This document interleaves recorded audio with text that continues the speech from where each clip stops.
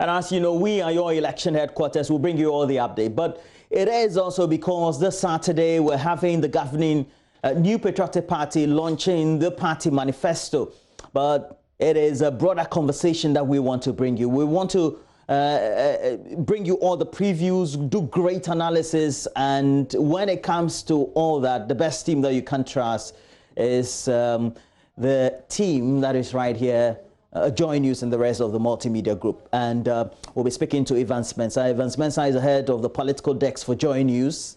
And they have been supervising all this to make sure that the content that will be delivered, who is to be spoken to, is the right choice. Now, Evans, what do we have? Because we have the track record, but already we have this already planned. What's it going to look like? So on Saturday, the NPP is launching their manifesto, and it's they're doing it in Cape Coast. Now, our coverage, it's not just going to be a coverage of the event itself, where you hear the speeches. That is the easy stuff. That is what you expect every, I guess, media organization to do. But we are going a step further. We are adding value to it. So what we're going to do is three things. The first thing we'll do is there is a reason why the NPP has chosen the central region for the manifesto launch. We are going to get into that. We're going to get into that with some real detailed analysis why central region is going to be very important to the NPP in particular. We know central region to be one of the swing regions, right? But this year, it's going to play an even more crucial role in determining who wins elections. And we're going to look into that with some real great analysis, looking at the numbers, what the story tell us, and why the NPP would have chosen Cape Coast to launch it. So that is going to be something to watch. And the team is already doing a great work in the central region already on this. And then there's going to be a second part of this. The second part of the coverage will focus on scrutinizing and analyzing the NPP's 2016 manifesto. Remember that they came into government on the back of the 2016 manifesto. Now, they've had 4 years to implement that manifesto, right? So the key question then becomes, now that as they're about to launch a new one, how have they fared with the 2016 manifesto? And we're expecting our friends and partners from Imani to join us with some great analysis and presentation on that. Then, of course, we'll go live for the event, which, of course, again, we are adding some real value to it. A great team is going to Central Region already on the back of this. Now, I'm going to leave the last bit after the manifesto is launched.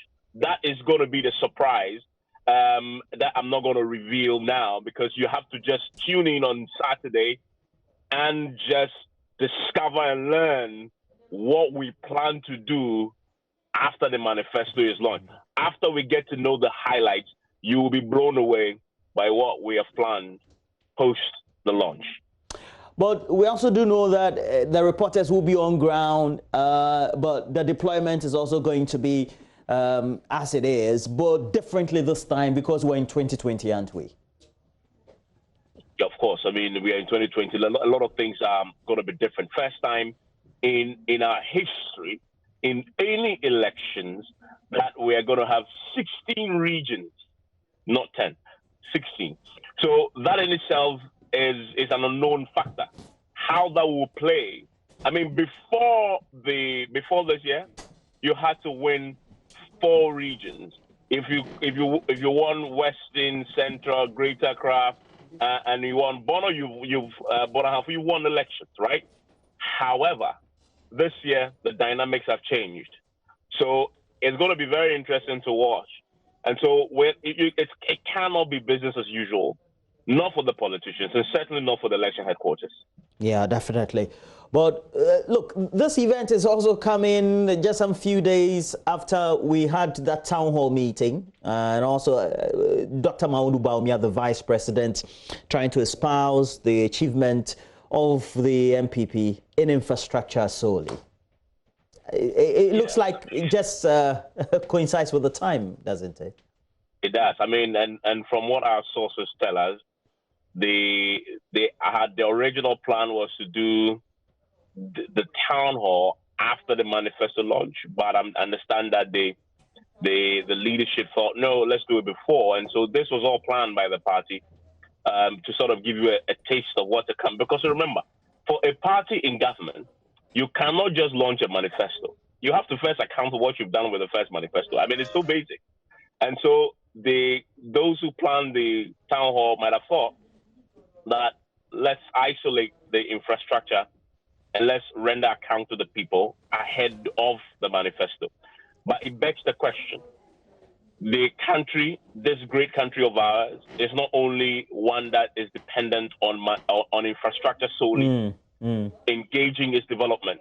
And so it begs the question, what will happen on Saturday? Okay. Will they spend time to account to us also for the other sectors of the economy before they launch the 2021? I mean, we wait to see. Well, thank you very much. Evans Mensah, the head of the political desk right here at Joy News. But it's what we're promising you. Great discussions, great previews right here. But it is because we are your election headquarters.